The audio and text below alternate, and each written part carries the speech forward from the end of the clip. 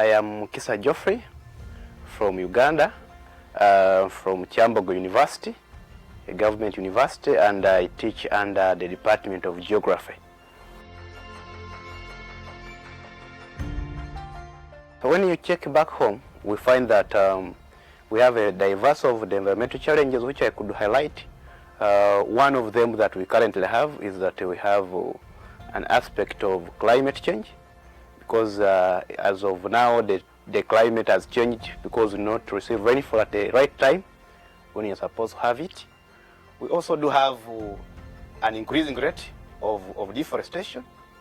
As we talk now, most of the districts in the country, especially northeastern Uganda, are having a lot of deforestation, and they no longer have sufficient wood fuel supply.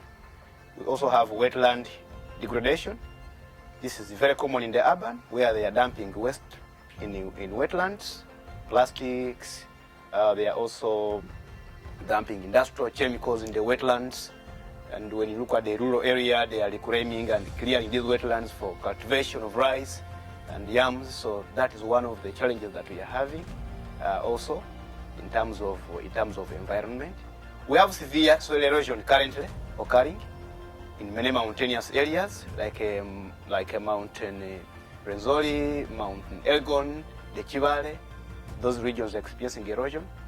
Of recent, we also have a natural disaster that's arising from poor management of the physical environment, which is landslides, and that is coming from the cultivation of the slopes of Mount Elgon, and that landslide is causing the slopes to fall off, and it's also raising another environmental challenge of floods, because it is encouraging sedimentation of rivers like River Manafa, and floods are also occurring in our country as of now.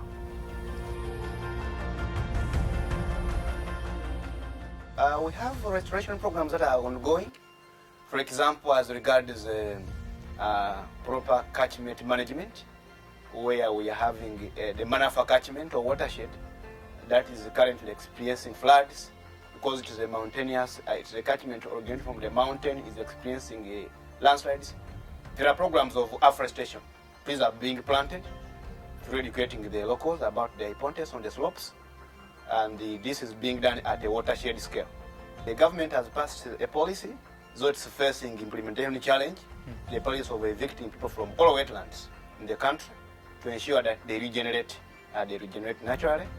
We are also having programs of smart climate agriculture, where they are encouraging people to plant trees alongside mixed with the crops. That's what we call agroforestry, so that they can mitigate the problem of climate change and also improve on soil productivity in Uganda today.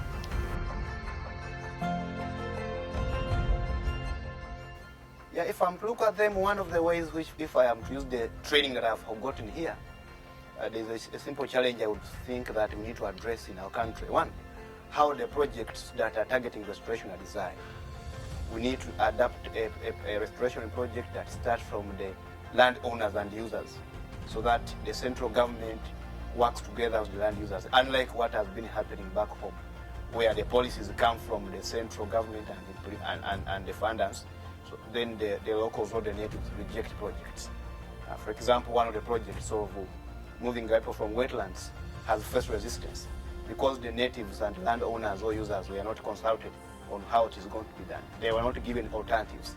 So I would think from this project or training, once I go back home, it's vital that people who design projects should first engage the stakeholders who own land, who use it, so that they discuss with them the best way we can resource such a natural resource without endangering their social and economic needs.